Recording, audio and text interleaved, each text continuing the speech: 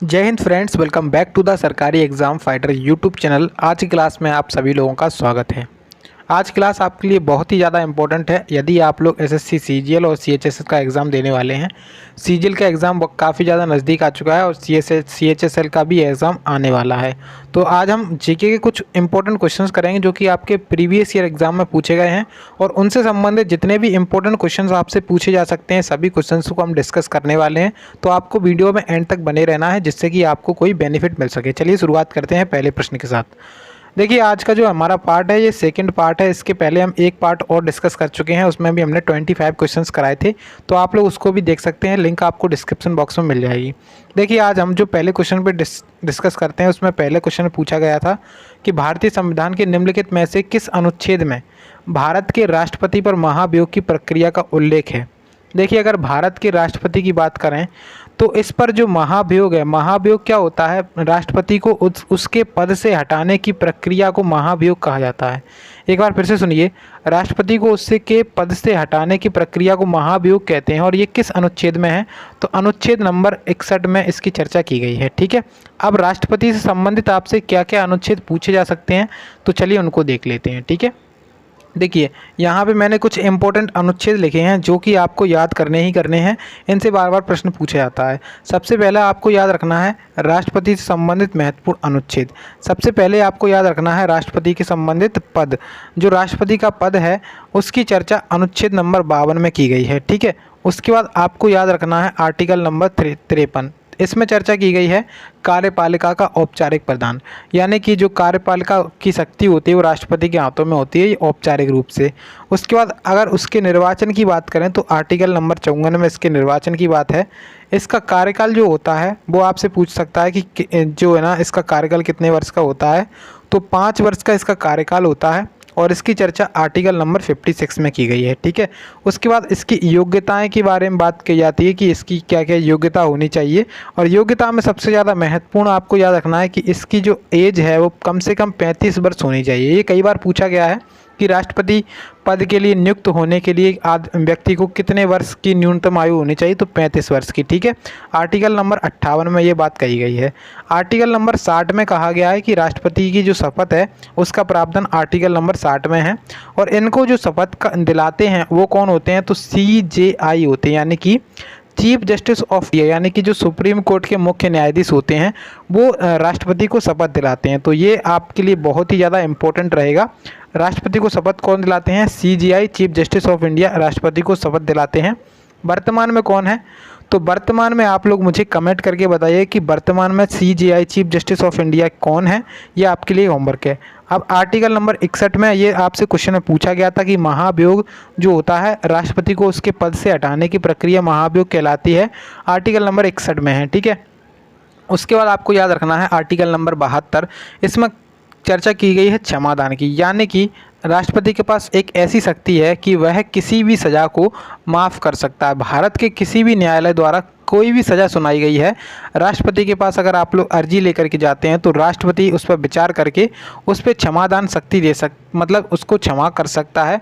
यदि उसको व्यक्ति को फांसी की सज़ा भी दी गई है तो उसको भी क्षमा कर सकता है। ठीक है, उसके बाद आपको याद रखना है आर्टिकल नंबर 123। आर्टिकल नंबर 123 में अध्यादेश जारी करने की शक्ति है राष्ट्रपति के पास। ठीक है, उससे आपको याद रखना है 213। आर्टिकल नंबर 213 में राज्यपाल के पास अध्यादेश जारी करने की शक्ति है। ठीक है, उसके बाद एक अनुच्छेद राष्ट्रपति से संबंधित रहेगा कि आर्टिकल नंबर 356, और इसमें चर्चा की गई है राष्ट्रपति शासन की। यदि राज्य में जो है ना राज्य में केंद्र मतलब जैसे राज्य है वो केंद्र के नियमों का पालन नहीं करता है तो राज्य की सरकार के क्या कर दिया जाता है, भंग कर दिया जाता है और वहाँ पर राष्ट्रपति शासन लगा दिया जाता है। तो ये कुछ इंपॉर्टेंट अनुच्छेद थे राष्ट्रपति से संबंधित जो कि आपको पता होने चाहिए, आपके एग्जाम में पूछे जा सकते हैं। ठीक है, अब देखिए नेक्स्ट क्वेश्चन देखते हैं हम। नेक्स्ट क्वेश्चन आपसे क्वेश्चन में पूछा गया है कि निम्नलिखित में से कौन सिंधु नदी की एक सहायक नदी है। देखिए, जो सिंधु नदी है इसकी सहायक नदी कौन सी है, तो इसका राइट आंसर हो जाएगा जास्कर नदी। जास्कर नदी जो है ना वो सिंधु नदी की सहायक नदी है। ठीक है, अब देखिए यहाँ पे चंबल जो है ना और सोन जो है ना वो अपनी कहाँ से निकलती है ये आपसे पूछा जाता है। तो चंबल नदी निकलती है मध्य प्रदेश में इंदौर में एक जाना पाव की पहाड़ी है। मध्य प्रदेश MP आप लोग डाल सकते हैं, MP में जाना पाव की पहाड़ी से चंबल नदी निकलती है, ठीक है। उसका सोन नदी जो है ना अमरकंटक से निकलती है। यहाँ पे सोन और नर्मदा जो नदी है वो एक ही पास से निकलते हैं। तो सोन नदी किसकी सहायक नदी है? ये गंगा की सहायक नदी है। उसी प्रकार से चंबल भी जो है ना वो गंगा की सहायक नदी है, और यमुना भी जो है ना वो ये भी किसकी सहायक नदी है? ये भी अपनी किसकी है? गंगा की सहायक नदी। तो गंगा नदी तंत्र में तीनों नदियाँ आ जाती हैं, ठीक है। तो आप लोग इनको नोट कर सकते हैं कि गंगा नदी जो तंत्र है उसके अंदर तीनों नदियाँ आ जाती हैं। कौन कौन सी? सोन नदी, यमुना नदी और चंबल नदी। अब देखिए चंबल जो नदी है वो यहाँ से, जैसे आप मान के चलो यहाँ पे जाना पाप की पहाड़ी यहाँ से निकल करके यमुना नदी में मिल जाती है, ठीक है। और जो सोन नदी है वो डायरेक्ट अपनी गंगा में मिलती है, और यमुना नदी अपनी कहाँ पे मिलती है? गंगा में मिलती है। मतलब तीनों आपकी कहाँ पे मिलती हैं? तीनों आपकी जाती हैं गंगा नदी में। बस आपको इतना याद रखना है, और इनके उद्गम स्थल भी आपसे पूछे जाते हैं। तो अपने क्वेश्चन का राइट आंसर तो यहाँ पे ऑप्शन नंबर ए यानी कि जास्कर इसका सही उत्तर हो जाएगा, ठीक है। अब देखिए आप नेक्स्ट क्वेश्चन देख सकते हैं। आपसे पूछा गया था क्वेश्चन में कि निम्नलिखित में से क्या नीति आयोग का एक उद्देश्य नहीं है। अब देखिए जो नीति आयोग है इसके ऊपर हम चर्चा करेंगे। सबसे पहले इसका आंसर देख लेते हैं कि नीति आयोग का क्या उद्देश्य नहीं है। सबसे पहले यहाँ पे ऑप्शन में दिया गया है कि ग्राम स्तर पर विश्वसनीय योजना तैयार करने के लिए तंत्र विकसित करना, ये नीति आयोग का एक उद्देश्य है। उसके बाद दूसरा कहा गया कि राष्ट्रीय विकास प्राथमिकताओं का एक साझा दृष्टिकोण विकसित करना, ये भी क्या है? एक राष्ट्र जो अपनी नीति आयोग है उसका उद्देश्य है। तीसरा कहा गया कि नए करेंसी नोटों की डिज़ाइन और प्रिंट करना और उन्हें चलन में लाना, ये गलत है क्योंकि ये इसका उद्देश्य नहीं है। तो आंसर अपना ऑप्शन नंबर थर्ड हो जाएगा यहाँ पे। चौथा भी देख लेते हैं कि हमारे समाज के उन वर्गों पर विशेष रूप से ध्यान देना जिन पर आर्थिक प्रगति लाभान्वित ना हो पाने की जोखिम होगा, ठीक है। तो यहाँ पे ये भी नीति आयोग का उद्देश्य है। तो आप इनके जो पॉइंट हैं उनको आप लोग नोट कर सकते हैं। आंसर अपना यहाँ पे ऑप्शन नंबर तीसरा हो जाएगा सही आंसर, ठीक है। अब नीति आयोग के बारे में चर्चा कर लेते हैं क्योंकि आपके यहाँ से क्वेश्चन बनते हैं। नीति आयोग से क्या क्या क्वेश्चन पूछा जा सकता है? सबसे पहले तो आप लोग यहाँ पे याद कर सकते हैं ये वाला क्वेश्चन, CEO वर्तमान में इसके CEO कौन है? क्योंकि ये करंट का विषय है तो आपसे पूछा जा सकता है कि हाल ही में ये चेंज हुए थे। तो BVR सुब्रमण्यम, कौन? BVR सुब्रमण्यम वर्तमान में CEO हैं नीति आयोग की, ठीक है। अब नीति आयोग है ना, इसका फुल फॉर्म क्या होता है? इसका फुल फॉर्म होता है national institution for transforming India. National institution for transforming India इसका फुल फॉर्म होता है। इसकी स्थापना हुई थी 1 जनवरी 2015 को। 1 जनवरी 2015 को इसकी स्थापना हुई थी। पहले इसका नाम क्या था? योजना आयोग। इसका पुराना नाम था योजना आयोग, ठीक है। योजना आयोग इसका पुराना नाम था, और इसकी स्थापना यहाँ पे कब की गई थी? योजना आयोग की स्थापना सन 1950 में की गई थी, ठीक है। अब इसका जो अध्यक्ष होता है वो प्रधानमंत्री होता है, यानी कि वर्तमान में जो भारत का प्रधानमंत्री होगा वही इसका अध्यक्ष होगा। यानी कि वर्तमान में इसके प्रधानमंत्री कौन है? मोदी जी हैं, ठीक है। वर्तमान में इसके प्रधानमंत्री मोदी जी हैं। उसके बाद आपसे क्वेश्चन पूछा सकता है कि इसके उपाध्यक्ष का नाम बताइए।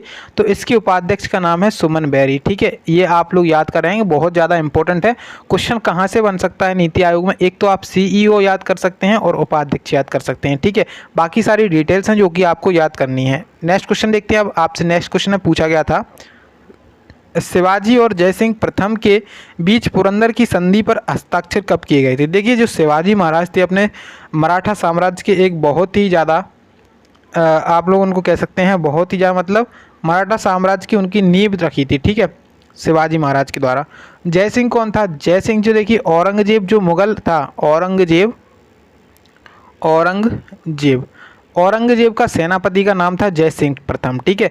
औरंगजेब के सेनापति का नाम था जयसिंह प्रथम। तो जयसिंह और जो अपने शिवाजी महाराज हैं उनके बीच में एक संधि हुई थी, पुरंदर की संधि। जब जयसिंह ने पुरंदर के किले पर कब्जा कर लिया था तो वहाँ पर एक शिवाजी महाराज को अपनी संधि करनी पड़ी थी। तो संधि ये हुई थी 1665 में, ठीक है। 1665 में ये संधि हुई थी। अब हम देख लेते हैं इसकी कुछ और डिटेल्स। तो पुरंदर की संधि के बारे में आप लोग देख सकते हैं कि पुरंदर की संधि 11 जून 1665 को राजपूत शासक जयसिंह प्रथम जो मुगल साम्राज्य के सेनापति थे।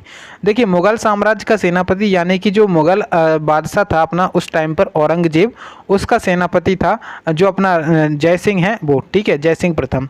और मराठा छत्रपति शिवाजी महाराज के बीच में हस्ताक्षर किए गए थे पुरंदर की संधि पर। जयसिंह द्वारा पुरंदर के किले को घेरने के बाद शिवाजी महाराज को समझौते पर हस्ताक्षर करने के लिए मजबूर होना पड़ा था। ठीक है, तो आपको यहाँ पे याद रखना है कि 1665 में पुरंदर की संधि हुई थी। किस किस के बीच में हुई थी? तो शिवाजी महाराज और अपने जो जयसिंह थे उनके बीच में। ठीक है, चलिए अब देखिए नेक्स्ट क्वेश्चन आपसे पूछा गया है। क्वेश्चन में पूछा गया है कि एक ब्लैंक नेटवर्क में सभी नोड एक संचार लाइन में जुड़े होते हैं और इसे अपनी सभी संचार आवश्यकताओं के लिए साझा करते हैं।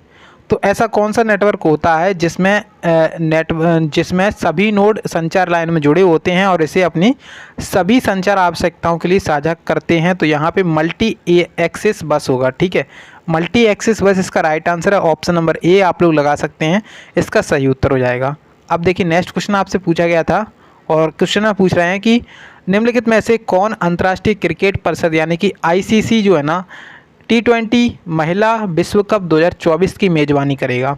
ICC cricket world cup T20 महिला क्रिकेट वर्ल्ड कप 2024 इसकी मेज़बानी कौन सा देश करेगा? बांग्लादेश। ठीक है, तो राइट आंसर आपका बांग्लादेश हो जाएगा। आपसे क्वेश्चन पूछ सकता है क्योंकि अभी 2024 आई नहीं है, तो आपसे क्वेश्चन में पूछा जा सकता है। ठीक है, तो आईसीसी T20 महिला विश्व कप जो है ना इसकी 2024 की मेज़बानी करने वाला है अपना जो बांग्लादेश है। ठीक है, अब देखिए आईसीसी की बात करें, इंटरनेशनल क्रिकेट काउंसिल इसका फुल फॉर्म होता है।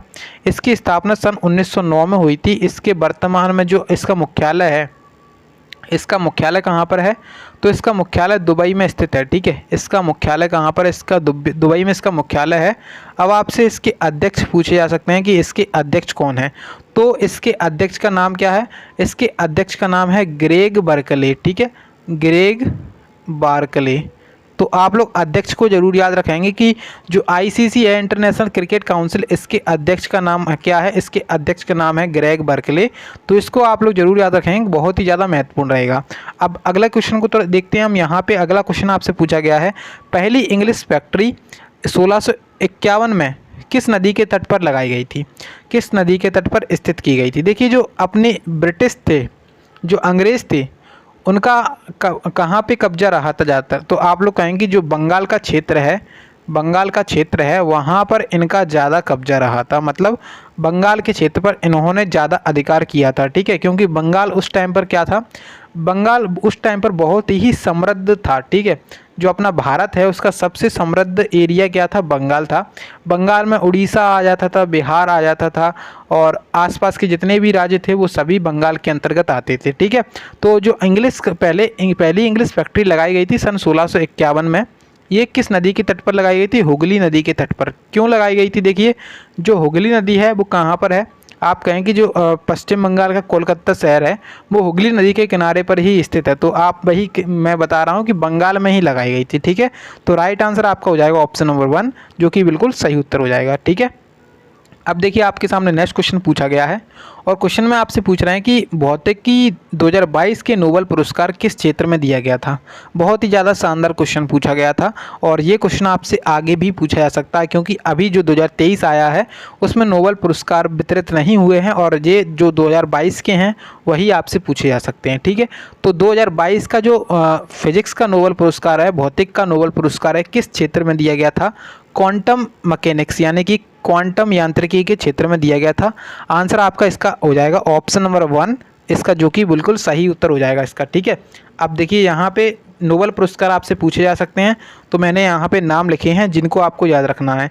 सबसे पहले जो आप लोग याद रख सकते हैं, जो कि आपको चिकित्सा का नोबेल पुरस्कार 2022 के बारे में बात हो रही है, यहाँ पे 2022 के ही अभी आपसे पूछे जाएंगे। तो चिकित्सा के क्षेत्र में यानी कि जो अपना चिकित्सा है उसके क्षेत्र में किसे दिया गया है? स्वांते पावो को दिया गया है। ठीक है, अब आपको भौतिकी और जो रसायन विज्ञान है, भौतिकी रसायन विज्ञान, इसमें आपको 3-3 लोगों के नाम याद रखने हैं, क्योंकि 3-3 लोगों को दिया गया है। 3-3 लोगों को दिया गया है। सबसे पहले आपको फिजिक्स की बात करें, भौतिकी की बात करें, तो इसमें एलन एस्पेक्ट आ जाएंगे। Elon aspect, John F closure और एंटन जिलिंगर। ठीक है, तो 3 लोगों को प्राप्त हुए हैं और ये किसके क्षेत्र में दिया गया है? ये क्वांटम मैकेनिक्स के क्षेत्र में काम करने के लिए दिया गया है। ठीक है, उसके बाद आपको केमिस्ट्री यानी कि रसायन के क्षेत्र में 3 लोगों को मिला है, कैरोलिन बर्टोजी और मोर्टन मेंडल, और तीसरे आपके सामने हैं के बेरी शार्पलेस। ठीक है, 3 लोगों को दिया गया है। साहित्य के क्षेत्र में एनी एर्नोक्स को दिया गया है, बहुत ही ज़्यादा इंपॉर्टेंट है। शांति के क्षेत्र में 3 लोगों को दिया गया है। 3 लोगों को दिया गया है। सबसे पहले एक व्यक्ति हैं जिसका नाम है एलिस बिलियात्स्की। ठीक है, एलिस बिलियात्स्की एक व्यक्ति हैं और 2 संस्थाएं हैं, यानी कि एक व्यक्ति और 2 संस्थाएं, तो 3 लोगों को मिला है। एलिस जो बिलियात्स्की है ना, ये इनको मिला है। उसके बाद मेमोरियल संस्था है, ये रूस की संस्था है, इनको मिला है। और सेंट्रल फॉर सिविल लिबर्टीज जो संस्था है वो यूक्रेन की संस्था है, इसे शांति का नोबेल पुरस्कार प्राप्त हुआ है। ठीक है, उसके बाद आपको अर्थशास्त्र का नोबेल पुरस्कार यानी कि इकोनॉमिक्स का नोबेल पुरस्कार याद रखना है, तो Ben S Bernanke, Douglas W Diamond और फिलिप एच। ठीक है, इन सभी को मिला है। क्या इन मतलब इसमें भी 3 व्यक्ति हैं, तो आपको नाम याद रखने हैं। बेसिकली 3 इसमें हैं और 3 चीज़ें इसमें हैं, 3 इसमें हैं, 3 इसमें हैं। स्वांते बाबू चिकित्सा आपको याद रखना है। साहित्य का एनी एनॉक्स को दिया गया है, बाकी सारे आप लोग याद रखेंगे। ठीक है, काफ़ी ज़्यादा इंपॉर्टेंट है, याद करने ही पड़ेंगे, कोई भी ऑप्शन नहीं है इसका। अब देखिए नेक्स्ट क्वेश्चन देखते हैं। नेक्स्ट आपसे पूछा गया क्वेश्चन में, निम्नलिखित में से किसने द बेंच लिखी है? ये एक पुस्तक है जिसका नाम है द बेंच। इस पुस्तक के लेखक हैं मेगन मार्कल। मेगन मार्कल इस पुस्तक के लेखक हैं। राइट आंसर आप लोग लगा सकते हैं, ऑप्शन नंबर 2 इसका सही उत्तर हो जाएगा। अब देखिए नेक्स्ट क्वेश्चन आपसे पूछा गया है कि सिलिकॉन डाइऑक्साइड मुख्यतः निम्नलिखित में से किस में पाया जाता है? तो अगर हम बात करें सिलिकॉन डाइऑक्साइड की, तो ये जो है ना वो किस में पाया जाता है? जो बालू होती है, बालू रेत होती है, उसमें पाया जाता है सिलिकॉन डाइऑक्साइड। राइट आंसर इसका लगा लीजिए ऑप्शन नंबर 4, जो कि इसका सही उत्तर हो जाएगा। अब देखिए नेक्स्ट क्वेश्चन आपसे पूछा गया है कि किस भारतीय खिलाड़ी को ढिंग एक्सप्रेस के नाम से जाना जाता है? तो इस क्वेश्चन में हम मतलब ये क्वेश्चन ऐसा पूछा गया है कि इसमें हम सारे की सारी चीज़ें कवर कर लेंगे कि किसे कौन से नाम से जाना जाता है। तो ढिंग एक्सप्रेस की बात करते हैं हम, तो ढिंग एक्सप्रेस जाना जाता है हेमा दास को। ठीक है, हेमा दास जो है ना, इन्हें ढिंग एक्सप्रेस के नाम से जाना जाता है। अब जी हाँ, यहाँ पे नीरज चोपड़ा हैं, पीटी उषा हैं। पीटी उषा को उड़न परी कहा जाता है, नीरज चोपड़ा को गोल्डन बॉय भी कहते हैं, और इनको और एक और उपनाम से भी जानते हैं। तो अभी हम देखते हैं इनके और उपनाम। ठीक है, तो यहाँ पे कुछ इंपॉर्टेंट उपनाम लिखे हुए हैं जो कि आपको याद रखना है। सबसे पहले आपको याद रखना है नीरज चोपड़ा, इनका उपनाम है सरपंच के नाम से इन्हें जाना जाता है। मैरी कॉम को आपको याद रखना है मैग्निफिसेंट मैरी। अब देखिए यहाँ पे याद रखने योग्य कुछ है ही नहीं, क्योंकि एग्ज़ाम में क्वेश्चन नहीं पूछेगा, क्योंकि यहाँ पे इनके नाम में ही आ गया है मैरी, और यहाँ पे आप लोग देख सकते हैं मैरी कॉम। तो कोई भी बच्चा होगा वो इसको देखते ही पहचान लेगा, तो वो तो यहाँ पे देने वाला नहीं है। हेमा दास आपसे पूछ सकता है कि इसे ढिंग एक्सप्रेस के नाम से जाना जाता है, जो कि आपसे एग्ज़ाम में पूछा गया है। ठीक है, लेटेस्ट क्वेश्चन मैंने आपको करवाया है। मिल्खा सिंह जो है ना, इनको द फ्लाइंग सिख के नाम से जाना जाता है, इसको आप लोग याद रखेंगे। उसके साथ ही आपको याद रखना है मेजर ध्यानचंद्र, इन्हें हॉकी का जादूगर कहते हैं, और इन्हीं के जन्मदिन पर 29 अगस्त को राष्ट्रीय खेल दिवस के रूप में मनाया जाता है। ठीक है, तो आप लोग इनको याद रखेंगे, बहुत ही ज़्यादा इंपॉर्टेंट है। मेजर ध्यानचंद्र हॉकी के जादूगर इन्हें कहा जाता है। अब आपको याद रखना है कर्णम मल्लेश्वरी, इनका संबंध किससे है? वेट लिफ्टिंग से। इनका संबंध किससे है? वेट लिफ्टिंग से है। इन्हें कहा जाता है द आयरन लेडी। ठीक है, इन्हें द आयरन लेडी के नाम से जाना जाता है। उसके बाद आपके सामने है बाइचिंग भूटिया। बाइचिंग भूटिया जो है ना, इन्हें द सिक्किमी स्नाइपर कहते हैं। क्या कहते हैं? द सिक्किमी स्नाइपर के नाम से इन्हें जाना जाता है। उसके बाद आप लोग देख सकते हैं कि विकास कृष्णा को जानते हैं द टैंक के नाम से, और उसके बाद लास्ट आपको नाम यहाँ पे याद रखना है, संदीप सिंह को जाना जाता है फ्लिकर सिंह के नाम से। ठीक है, तो यहाँ पे कुछ इंपॉर्टेंट थे जो कि आपको याद रखने हैं, जो कि आपके एग्ज़ाम के लिए बहुत ही ज़्यादा इंपॉर्टेंट रहेंगे। ठीक है, चलिए अब देखिए नेक्स्ट क्वेश्चन आपसे पूछा गया है, और क्वेश्चन में पूछ रहे हैं कि किसको अक्टूबर 2022 में अंतर्राष्ट्रीय सौर गठबंधन के अध्यक्ष के रूप में पुनः निर्वाचित किया गया है? तो कौन है? अपना भारत है। इस भारत जो है ना, इसको क्या किया गया है? अक्टूबर 2022 में अंतर्राष्ट्रीय सौर गठबंधन के अध्यक्ष के रूप में नियुक्त किया गया है, पुनर्निर्वाचित किया गया है। ठीक है, अब देखिए नेक्स्ट क्वेश्चन की तरफ चलते हैं। तो नेक्स्ट आपसे क्वेश्चन में पूछा गया है कि निम्नलिखित में से कौन सा ग्लेशियर जम्मू और कश्मीर में स्थित नहीं है? तो जम्मू और कश्मीर में कौन सा ग्लेशियर स्थित नहीं है? देखिए जो पुरुई ग्लेशियर है ना, वो अपना जम्मू कश्मीर जो केंद्र शासित प्रदेश है उसमें स्थित है। उसके बाद थाजी वास, ये भी कहाँ पर है? जम्मू कश्मीर में है और भिल्लन जो है ना ये भी आपका जम्मू कश्मीर में, लेकिन जो अपना मिलाम है ये जम्मू कश्मीर में स्थित नहीं है। अब आपका काम ये है कि ये मिलाम जो है ना, मिलाम जो अपना ग्लेशियर है वो कहाँ पर किस राज्य में स्थित है, आप लोग मुझे कमेंट करके बताइएगा। नेक्स्ट क्वेश्चन देखिएगा, तो इसमें आपसे पूछा गया है कि सामान्य दूध का पीएच मान कितना होता है। तो जो अपना सामान्य दूध होता है, मिल्क होता है, उसका पीएच मान होता है 6.7 से 6.9। इसको आप लोग याद रखेंगे। राइट आंसर आप लोग लगा सकते हैं ऑप्शन नंबर 2, यहाँ पे इसका सही आंसर हो जाएगा। ठीक है, अब देखिए नेक्स्ट देखते हैं। तो नेक्स्ट आपसे क्वेश्चन में पूछा गया है छऊ नृत्य भारत के किस क्षेत्र में एक प्रसिद्ध नृत्य है। देखिए यहाँ पे स्टैटिक जीके की बात आ गई है। तो अब देखिए यहाँ पे अगर हम बात करें कि स्टैटिक जीके से आपसे एग्ज़ाम में कितना क्वेश्चन पूछा जाता है, तो अगर आपके एग्ज़ाम में मान के चलो 25 क्वेश्चन आता है, तो उसमें से कम 10 से 12 क्वेश्चन स्टैटिक जीके का आ जाता है आपकी शिफ्ट में। ठीक है, और उसी में से जो अपने लोक नृत्य वगैरह होते हैं इनसे संबंधित क्वेश्चन आ जाते हैं कम से कम 2 या 3। तो आपको लोक नृत्य या फिर टेम्पल वगैरह ये सभी चीज़ें याद रखनी है।